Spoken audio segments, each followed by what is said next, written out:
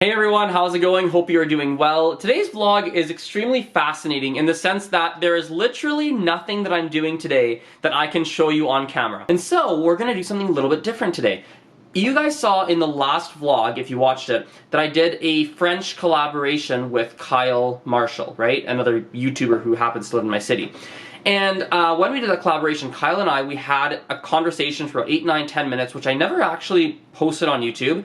Mostly because, I mean, actually it was quite fascinating and I really wanted to, but it just didn't fit anywhere into the vlog. Like, it would have been kind of weird and out of place. And so I decided, never mind, we'll never let it see the light of day. However, since today, you know, there's nothing I can really show you from what I'm doing on this Tuesday, I'm going to post that 8, 9, 10 minute conversation for you guys to see. A lot of cool insights, about like why I make so many videos, why I'm so active on Instagram, and why I do all that, and then also a bunch of other cool stuff. So, think you guys will like it, and let's get that started.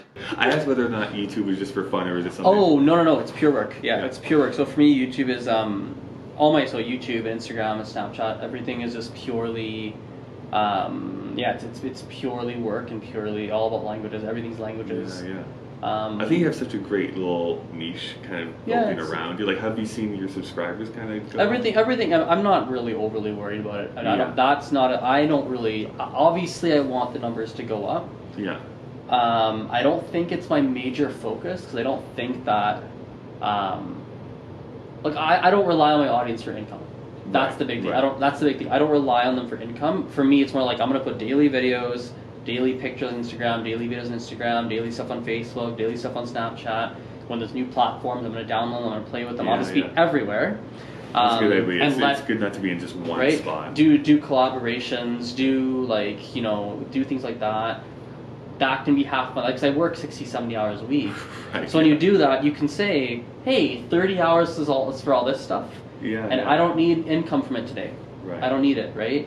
So, I do really like your Instagram stuff. Oh, thank you. Like, it's probably the most common way I keep up to date with what you're doing and stuff like that. Yeah. So it's that. So I mean, and then obviously, and then the thing is though, it is pure work, because at the end of the day, I know that when you're doing all that, stuff comes to you that you don't know what comes to you. So I had a guy reach out. He's like, hey, can I buy you out for 3 days? Can I fly you to Toronto? Can we do lessons together? I'll pay for your flights, I'll pay for everything, and I'll buy you out. And I was like, of course. Yeah, if you're gonna pay for it. And there's nothing I could have done to, like, I don't think. I mean, with the knowledge I have now, I don't know what I could have done to have landed something like that. But he just followed me for a long time, and then he'd ask me for advice on something. We're emailing back and forth, and next thing you know, that's. Yeah.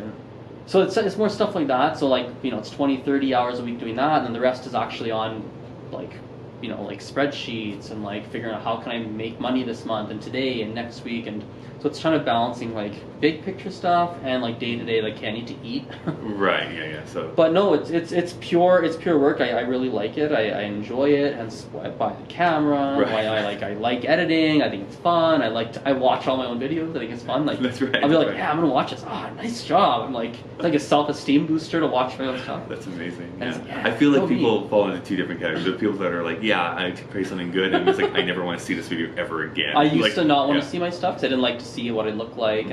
But you've been 8 years, it's been 5 years. Right. Different channel before. Right. It's all still there. Like my very first YouTube video, which I unfortunately did take off YouTube. I wish I just kept it up on there and just put it to private. Yeah. Is me, and like, I just gotten home from, I used to work at a bookstore, so I had like my button-up blue shirt on. I'm sitting at this like weird green table that I used to have, and then it's like, here's the top 10 reasons why Canadians don't like Americans, and I tried to do like a little comedy skit thing. It was awful. It was awful. At least like, your super seed bad. was not like. At least it wasn't like a negative seed. Sure, I guess so. Hey, get down this like multi-level marketing plan. Well, it's totally not a pyramid scheme. That's like legit. Like, not. It was going in a weird direction. Yeah. And I don't even know. Like, eventually, I think you grow up. Like, you just grow up, right? And you start to realize, like, oh, it's not. Not all stuff works, and it's not real. And then, like, so I used to be in a multi-level marketing thing, actually. Yeah. I used to be in one. Oh, no. And How'd you escape? Well, actually, I specifically remember because I remember going to get money to pay the Visa bill for that month, because like I was paying X and whatever it was every single month, and I remember being like, oh, there's no money to pay it.